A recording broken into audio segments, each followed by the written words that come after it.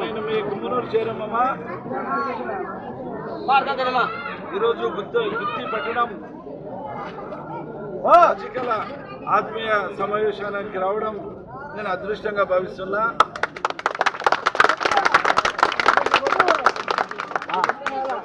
వచ్చిన అక్క చెల్లెములకు అన్నదమ్ములు అందరికీ నా నమస్కారం.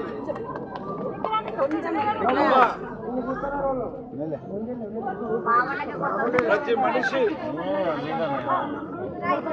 చిన్నతనము నుంచి బాల్యము నుంచి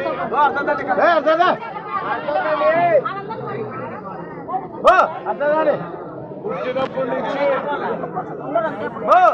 గిట్టేందుకు కూడా చనిపోయేందుకు కూడా మనుషులు మానవత్వం మనుషులు ధరించే దుస్తులు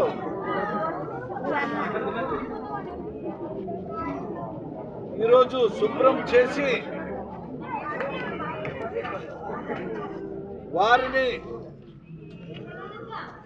ఒక దేశంలోనే ఒక ఉన్నతమైన స్థితికి ఒక బట్ట ప్రదర్శన అయితేనే ఎవరైనా గుర్తింపు కానీ వాళ్ళకి ఒక హోదా కూడా ఇవ్వగలిగే శక్తి ఒక రాజకీయంలో వారి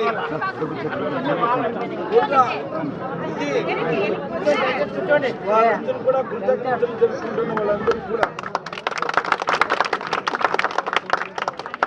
ఈ సేవ ఆశామాష కాదు.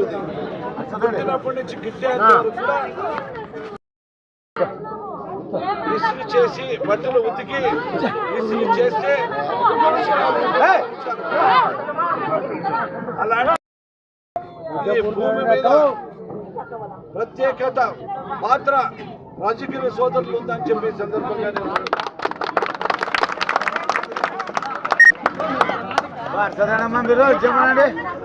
మీరు మన కులస్తులందరూ కూడా రాబోయే రాజకీయాలకి మేలు చేసిన దాఖలాలు ఎక్కడ కనిపించడం లేదు. ఆ రోజు భూమి ఘాట్లు కట్టించాలన్నా రాజకీయాలను ఆదుకోవాలన్నా ఒక నారా చంద్రబాబు నాయుడు పెద్దతోనే సాధ్యమయ్యేది. కానీ ఇప్పుడున్న పరిస్థితుల్లో రాబోయే రోజుల్లో 10వ తారీఖు రోజు మన అందరూ కూడా నారా చంద్రబాబు నాయుడు పెద్దయ్యని ముఖ్యమంత్రి చేసుకుంటేనే అన్ని కులాలు ఎస్సీ ఎస్టీ బీసీ మైనారిటీ అన్ని కులాలు కూడా ఈరోజు ఈ రాష్ట్రంలో బాగుపడాలన్నా నారా చంద్రబాబు నాయుడు పెద్ద ముఖ్యమంత్రి కావాలి కాబట్టి అభ్యర్థిగా నన్ను పంపించాడు. కాబట్టి మీ సహాయ సహకారాలు నా పైన ఉండాలా. మీ కోరికలు కూడా గోబీ ఘాట్లు ఏర్పాటు చేయాలని చెప్పి సోదరుడు అడిగినాడు. కాబట్టి ఖచ్చితంగా గోబీ ఘాట్లు మీ సొంత ఇంటికి కాదు, ప్రజలకి ఆ బట్టలు ఉతికేదానికి కూడా గోబీ ఘాట్లు కావాలని చెప్పి డిమాండ్ చేయడం ఏమాత్రం కూడా ఖచ్చితంగా మీ అందరికి మాటిస్తున్నా. వస్తే ఖచ్చితంగా గోబీ ఘాట్లు ఏర్పాటు చేపిస్తామని చెప్పి సందర్భంగా గోబీ ఘాట్లే కాకుండా వారికి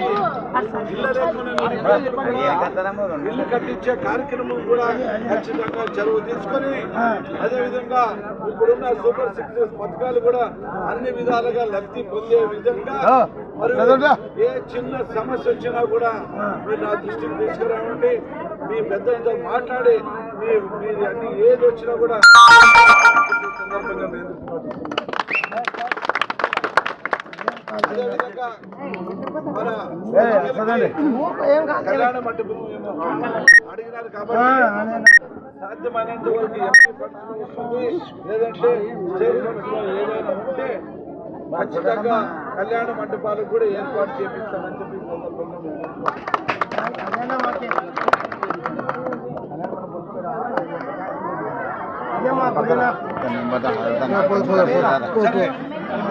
చెప్తా కదా.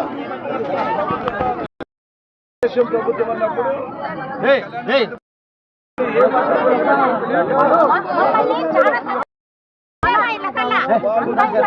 గెలిచినా చేసేది